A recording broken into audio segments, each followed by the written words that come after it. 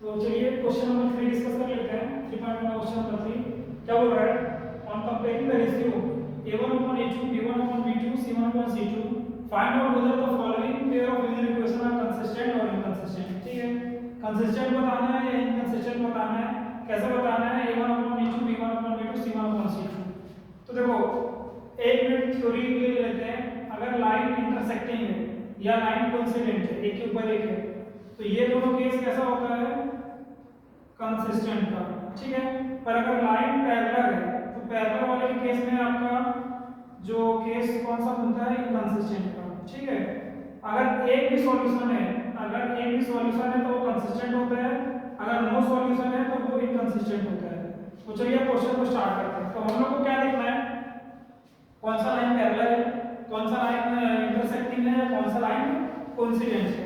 ठीक है, तो देखिए सबसे पहले तो आपको क्या करना है? जैसे ये लाइन है 3x plus 2y this is equal to 5, 2x minus 3y this is equal to 7।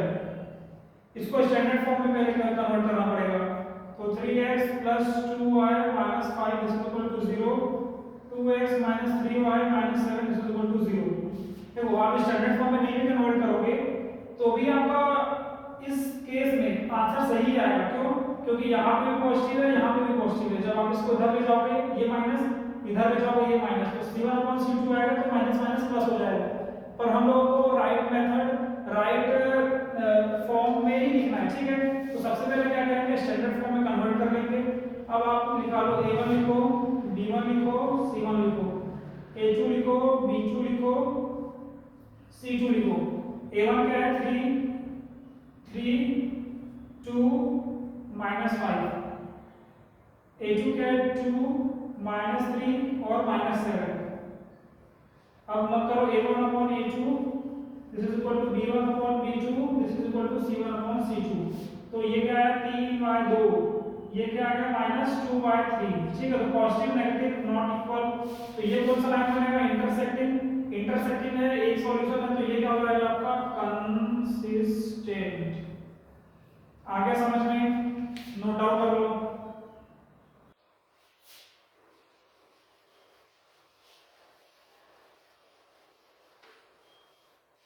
Question number 2 देखिए क्या लिखा है। यहाँ पे a1 बताओ क्या है, b1 बताओ, c1 बताओ, फिर a2 बताओ, b2 बताओ और c2 बताओ। चलो बोलो क्या है? a1 क्या है? 2, b1 क्या है? -3, c1 क्या है? -8। ठीक है, a2 क्या है? 4, b2 क्या है? -6 और c2 क्या है? -9।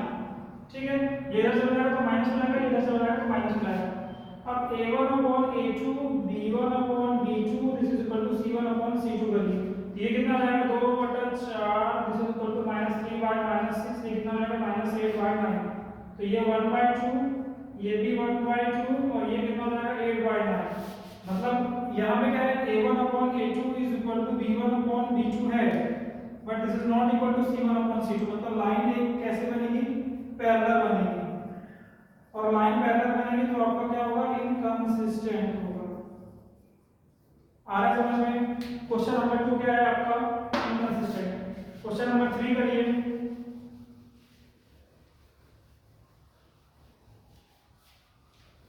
क्वेश्चन नंबर 3 क्या है? 3/2x plus 5/3y minus 7 this is equal to 0 और 9x minus 10y minus 14 this is equal to 0।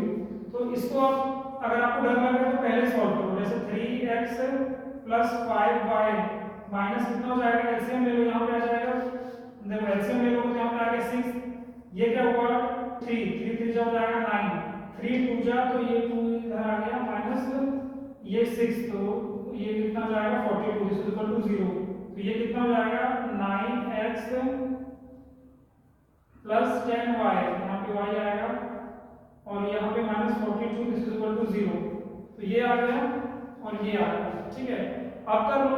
अब a1 अपॉन a2 कर लो। a1 लिखो, b1 लिखो, c1 लिखो, या फिर a2 लिखो, b2 लिखो, c2 लिखो। दूसरा तरीके से बता दूंगा। यहाँ पे 9 आ गया, यहाँ पे 10 आ गया, यहाँ पे -42 आ गया, यहाँ पे 9, यहाँ पे -10 देखो कंसिस्टेंट हो जाएगा, बोलो कैसे, यहाँ पे प्लस है यहाँ पे माइनस है, तो प्लस और माइनस का भी इक्वल हो ही नहीं सकता, मतलब a1/a2 this is not equal to b1/b2 आएगा, पहले बता दिया।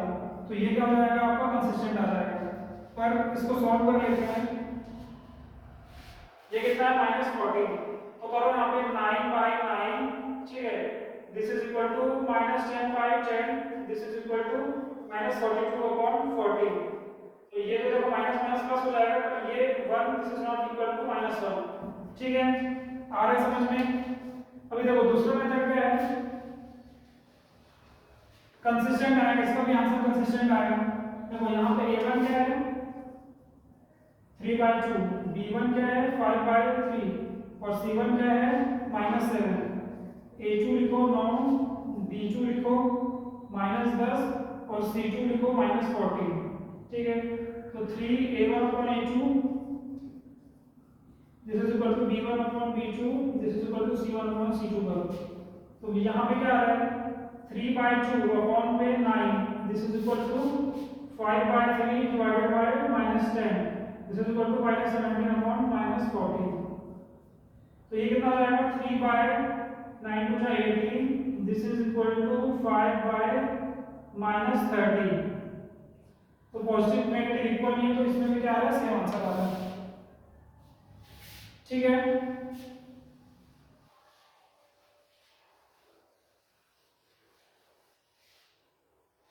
लास्ट क्वेश्चन, ये क्वेश्चन देखो, क्वेश्चन नंबर 4, a1 क्या है b1 क्या है c1 क्या है, देखो यहाँ पे a2 क्या है b2 क्या है c2 क्या है। देखो a1 क्या है यहाँ पे 5 -3 और -11, a2 क्या है -10 6 -22। बिना देखे बताओ आंसर क्या आएगा, ये आ जाएगा देखो 1/2, ये क्या आ जाएगा 5/-10, ये क्या आ जाएगा -3/6 और ये क्या आ जाएगा -11/22। ये -1/2 this is equal to -1/2 this is equal to -1/2। तो ये क्या है एक के ऊपर एक है, तो ये क्या आ जाएगा कंसिस्टेंट आ जाएगा, ठीक है। इजी है ये सब। तो क्वेश्चन नंबर लास्ट देखो और क्या है, देखो a1 लिखो, a1 क्या है 4/3, b1 लिखो, b1 क्या है 2, c1 लिखो क्या है -8, फिर a2 लिखो 2, b2 लिखो 3 और c2 लिखो -12। अभी तो a1/a2 करो, b1/b2 करो, c1/c2 करो। तो 4/3/2 this is equal to 2/3 this is equal to -8/12 -12। तो कितना हो जाएगा 4/6 2/3 8 माइनस माइनस का हो जाएगा 12। तो ये कितना लिखा है, ये भी 2/3 है, ये 2 से कट जाएगा, ये भी 2/3 है, ये 4 से कट जाएगा, तो ये भी 2/3 है। तो ये लाइन कैसे एक के ऊपर एक है, मतलब ये भी क्या हो जाएगा आपका